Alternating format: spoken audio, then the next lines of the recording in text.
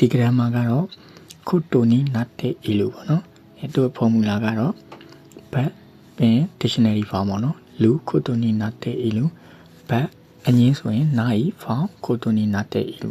ကဲအဲ့ဒီနှစ်မျိုးရှိရပေါ့နော်။အဲ့ဒါဆိုတစ်ချက်သူ့ရဲ့အဓိပ္ပာယ်ကိုကြည့်အောင်။သူ့ရဲ့အဓိပ္ပာယ်ကကြတော့ to be expected to ဆိုတော့ကကြတော့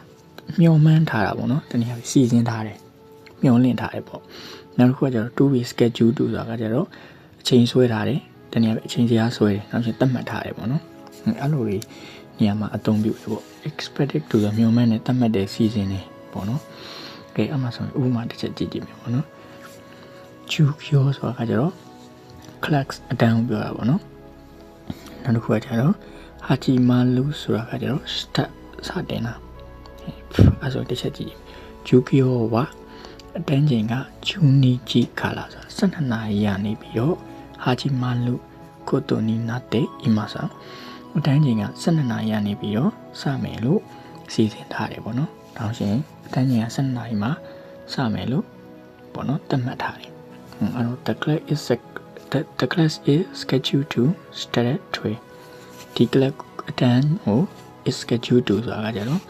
စီစဉ် schedule ဆိုတာစီစဉ်ထားတယ် to start စတင်ဖို့အတွက် at 12ပေါ့နော်12နာရီမှာအဲ့တော့သူ့ရဲ့အထည်ပြကကြတော့ဒီစီစဉ်ထားတယ်သတ်မှတ်ထားတယ်ဆိုရယ်ပေါ့နော်အထည်ပြကိုတက်ရောက်တယ်နောက်တစ်ခုကကြတော့ light shoe ဆိုတာလာမယ့်အပတ်ပေါ့နော်အာနိုးဆိုတာ black ကိုအဲ့ဒီခိုးချိုးဆိုတာကကြတော့ battery စက်ရုံပေါ့နော် light shoe ဆိုတာလာမယ့်အပတ်အာနိုးခိုးချိုးပေါ့နော်ဒီ battery စက်ရုံကိုအိုးဆိုတာစက်ရုံကိုခံကခုဆိုတာကကြတော့ P-trip ပြောတာပေါ့နော်တနည်းအားဖြင့် study observation ဒါလက်တွေ့လေ့လာတာပေါ့ကွင်းဆင်းလေ့လာတယ်ခံကခုကကြတော့အဲ့တော့ light shoe ဆိုတာလာမယ့်အပတ်အာနိုးခိုးချိုးအိုးခံကခုဆူလူကိုတိုနီနာတဲ့အီမာဆိုတာကကြတော့ light shoe လာမယ့်အပတ်အာနိုးဆိုတာဒီပေါ့နော်အဲ့ဒီခိုးချိုးဆိုတာစက်ရုံကိုခံကခုဆူလူဆိုတာကကြတော့ကွင်းဆင်းလေ့လာမယ်လို့ကိုတိုနီနာတဲ့အီမာဆိုတာစီစဉ်ထားတယ်ပေါ့နော်အဲဆိုရင်မှာ we are expected to have we are expected ဆိုတာငါတို့စီစဉ်ထားတယ်မျှော်မှန်းထားတယ်ပေါ့နော် to have a feature ဆိုတာကွင်းဆင်းလေ့လာဖို့ at that factory အဲ့ဒီရဲ့စက်ရုံမှာပေါ့နော် next week ဆိုတာလာမယ်အပတ်ကဲသူ့ရဲ့အတိတ်ပဲတွေကတော့အလိုပါနောက်ထပ်တစ်ကြောင်းတော့ထပ်ပြီးတော့လေ့လာကြည့်မယ်ပေါ့နော်ကဲဒီမှာလည်းပဲပေါ့နော် line နဲ့ဆိုတာကြတော့ next year ပေါ့နော်နောက်နှစ် year ခုကကြတော့ contract ကိုပြောတာပေါ့နော်စာချုပ်ချုပ်တယ်ပေါ့နော် year ခု coaching ဆိုတာကကြတော့ renew ဆိုတာအသစ်ပြန်ပြီးတော့လုပ်တာပေါ့နော်ကဲအဲ့ဆိုအဓိပ္ပာယ်တစ်ချက်ကြည့်ကြည့်မယ် line နဲ့မူဆိုတာနောက်နှစ်မှာလေပဲ